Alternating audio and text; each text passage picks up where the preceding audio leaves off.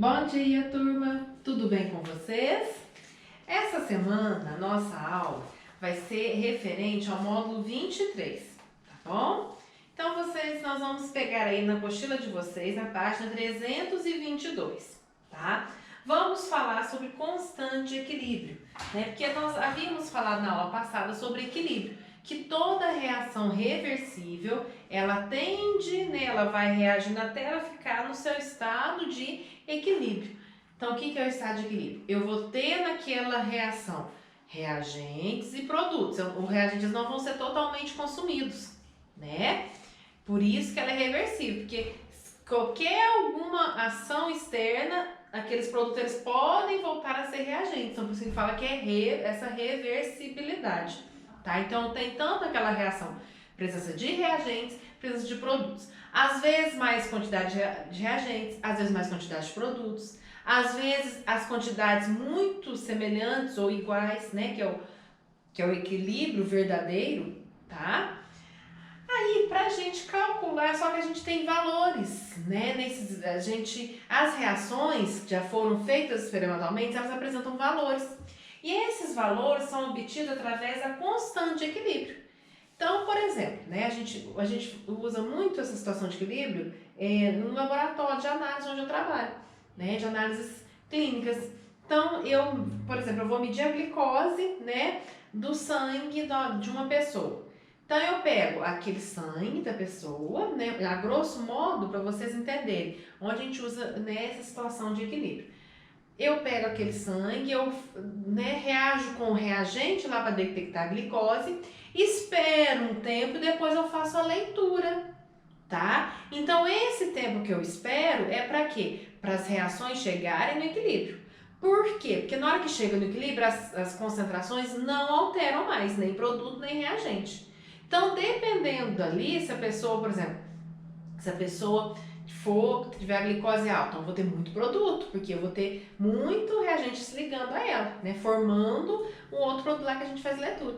Se a pessoa tem glicose baixa, então eu vou ter pouco produto, vou ter muito reagente, tá? Então é basicamente isso. Mas como que eu sei qual que é o tempo que eu tenho que esperar para chegar, para aquela reação chegar e parar, né? Ela parou no caso, ela ficou constante, vocês lembram que o equilíbrio ele é dinâmico, ele continua, né, reagindo, ele reage, faz o produto reage, volta, né, fica naquela reversibilidade, as velocidades da reação direta com a inversa são iguais.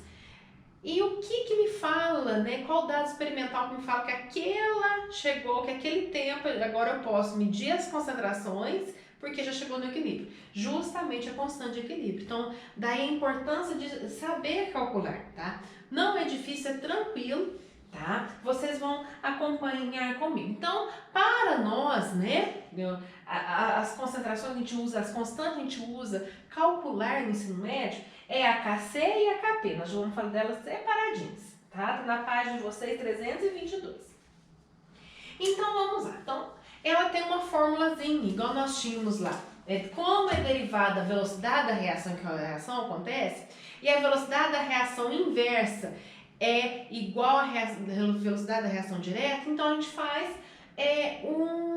faz uma equação entre essas duas velocidades. E aí, né, tem essa frase que eu achei super interessante do professor lá de biologia, do objetivo, que ele falou: produto sobre reagente, coeficiente vira expoente. Então, achei muito legal, até trouxe aqui para o slide, porque a gente não esquece mais.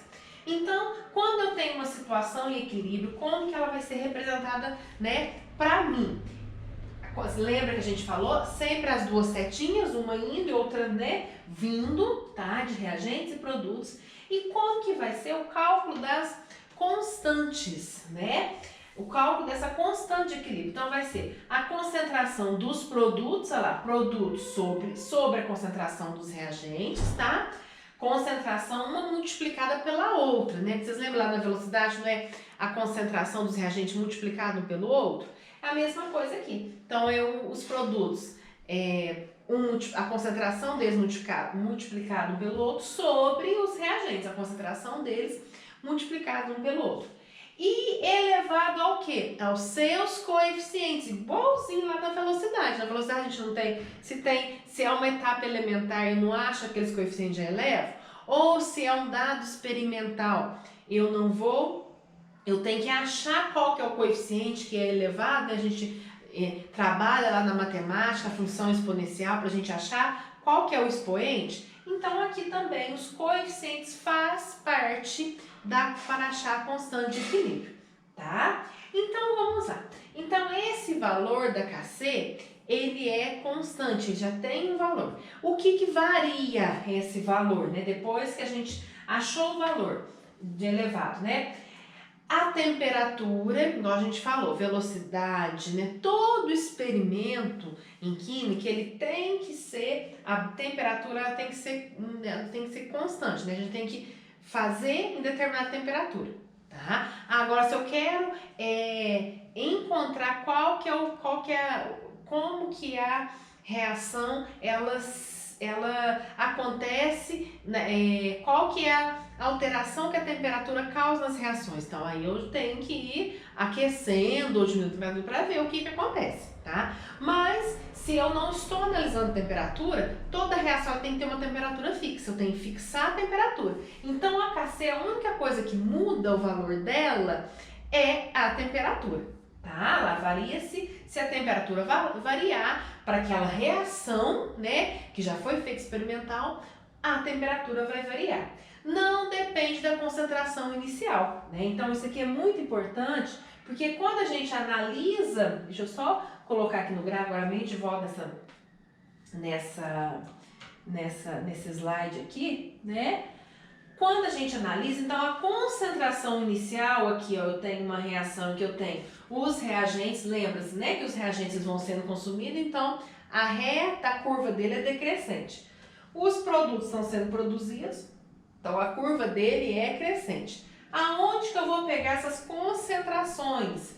Sempre quando ela estiver no equilíbrio. Então aqui, quando eu tenho esse TE, tem tempo de equilíbrio.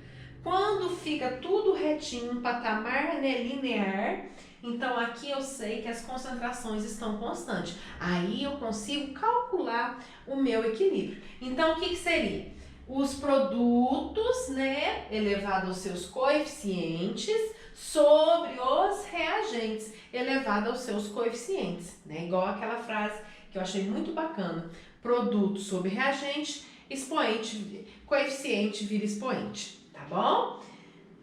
Voltando então para a gente, né, os tipos de equilíbrios, então falando da constante, tranquilinho de achar, né, de encontrar o valor dela, tá? E os equilíbrios? Então nós temos dois tipos de equilíbrios, tá? Os equilíbrios homogêneos e os equilíbrios heterogêneos, tá? Tranquilo. Então, o que é que a gente fala? Uma reação, ela está em equilíbrio homogêneo. Quando todas as substâncias participantes, reagentes e produtos, se encontram na mesma fase de agregação. Igual aqui nesse exemplo, aqui, né, eu tenho a síntese da amônia, eu tenho o gás nitrogênio em forma de gás, o hidrogênio em forma de gás e a amônia em forma de gás. Então, todos estão no estado de agregação gasoso. Então, é um equilíbrio homogêneo. E o equilíbrio heterogêneo, do mesmo jeito, tem a setinha, né, as duas setinhas. O que acontece?